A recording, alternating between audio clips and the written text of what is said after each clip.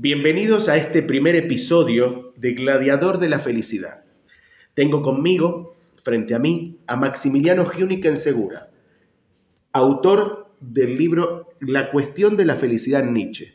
Muy buenos días, Maxi, ¿cómo estás? Muy buenos días, Jeremías. Gracias por este espacio en donde episodio tras episodio vamos a poder desglosar, vamos a poder desmembrar este hermoso libro que escribiste. Contanos, Maxi, un poquito acerca de tu libro. Bueno, el libro, si bien se titula La cuestión de la felicidad de Nietzsche, lo importante es prestar atención y enfocar la mirada en su subtítulo, que es un itinerario desde la memoria al olvido. Se va vertebrando el concepto de la felicidad de manera lateral a lo largo de todos los tópicos nietzscheanos y se genera la tensión entre la memoria y el olvido para poder llegar a eso que se puede llamar felicidad. Apasionante todo lo que contás, la verdad que es un placer para mí poder compartirlo con vos. Hoy, en el primer episodio, vamos a tratar de la obligatoriedad de la felicidad a la naturalidad del deseo. Este tema lo vamos a tratar con un par de preguntas que tengo para hacerte. Así que, si te parece bien, empiezo. Comienzo. Te hago una consulta, Maxi. ¿Siempre es bueno buscar la felicidad?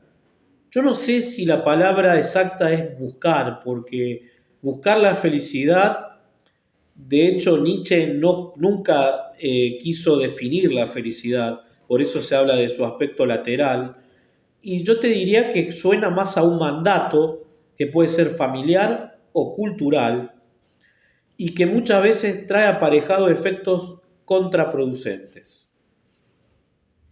Bien. Tengo otra pregunta para hacerte que ¿es una obligación buscar la felicidad? La felicidad no debe ser una obligación, si no es un mandato, vuelvo a repetir, que por lo general se está poniendo de moda dentro de la cultura del consumo y de la cancelación de todos aquellos estereotipos que no forman parte de lo que la época define como felicidad. Debe ser una aspiración personal y una búsqueda interna. En eso sí es una búsqueda, pero no a la manera de una búsqueda, sino a la manera de un juego, a la manera del arte. Veo que trajiste con vos unas páginas en donde seguramente desarrollás más del tema. ¿Te gustaría leernos o simplemente contarnos? Bueno, voy a hacer una pequeña introducción con respecto a esto de la obligatoriedad de la felicidad, la naturalidad del deseo. Muchas veces ha tenido mala prensa la palabra deseo, más que nada por la filosofía clásica y la filosofía de algún matiz virtuoso. Y a su vez, ¿qué puedo decir? El ser humano no debería buscar la felicidad, dice Nietzsche. Sin embargo, nos abocamos a ello con el solo resultado de la frustración. Es decir, si siempre nos formaron para que seamos capaces de superar frustraciones, lo importante es que nos interpelen aquellos autores que no nos dicen las recetas de la cocina o las recetas milenarias como si se tratara de una medicina. Indudablemente que para poder hallar esa aspiración a la felicidad, se hace necesaria una fruición que se da por la vida misma, por el hecho de sentir y de ser consecuentes con lo que sentimos. No, sin embargo, dejar de lado lo que razonamos. No nos olvidemos que Nietzsche, con su relación con los estoicos y con los epicúreos, él tenía un diálogo que se podía decir bastante ameno, no necesariamente que estuviese de acuerdo en todo. No nos olvidemos que fue gran lector de Epícteto y de Séneca, un grande Séneca, de los estoicos, y de alguna manera esa imperturbabilidad a él lo molestaba, porque aquí entra en juego el tema de las pasiones.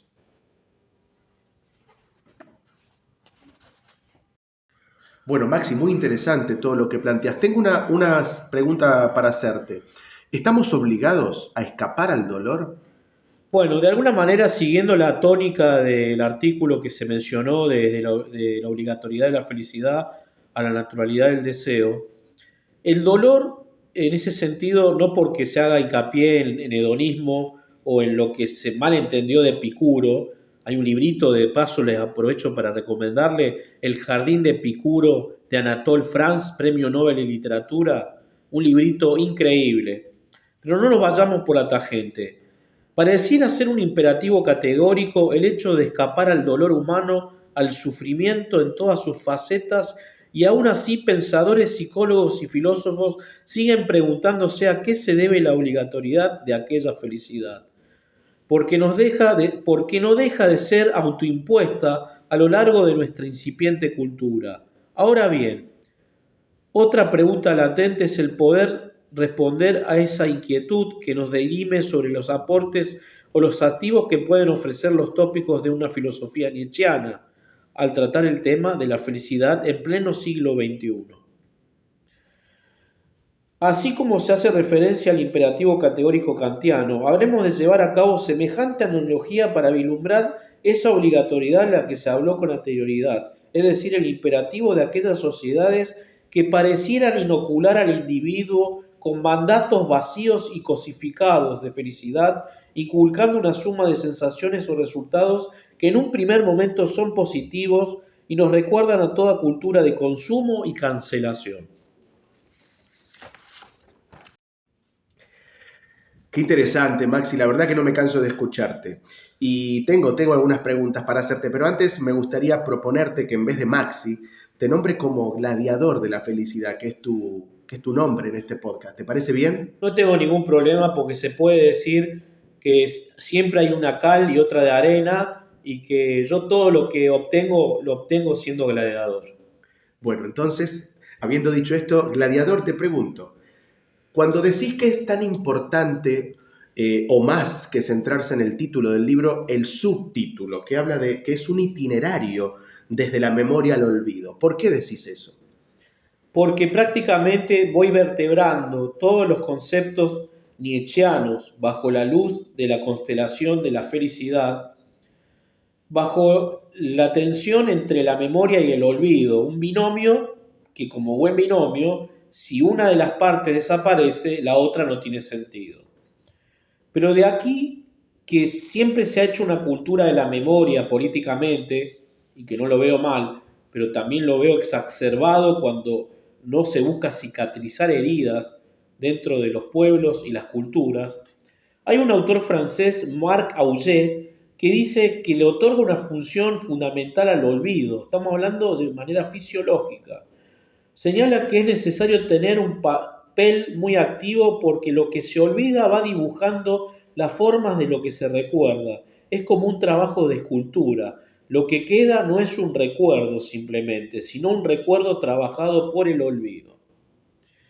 Entonces, me permito, a modo de ya finalización, dedicarles algunas palabras que a su vez van a encontrar subtemas en el libro, porque sería imposible agotar todo el libro, por algo es el primer episodio.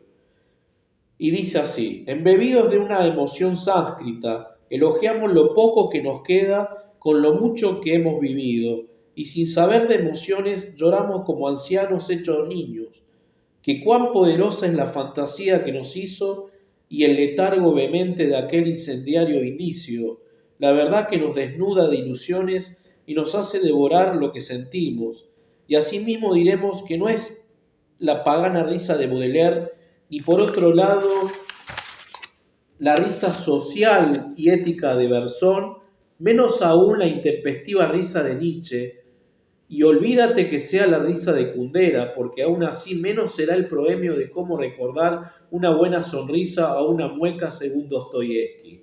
Por último, toda fricción de nuestro dolor se arroja al vacío de una carcajada, al estilo Joker, durante el frenesí de todo olvido que suspira la vida y se quiebra en ansias.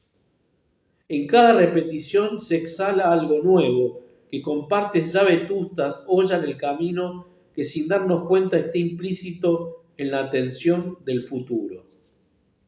Muchas gracias. Bueno, Maxi, estoy ansioso de poder compartir con vos los próximos episodios. y damos por concluido el primer episodio de la obligatoriedad de la felicidad a la naturalidad del deseo.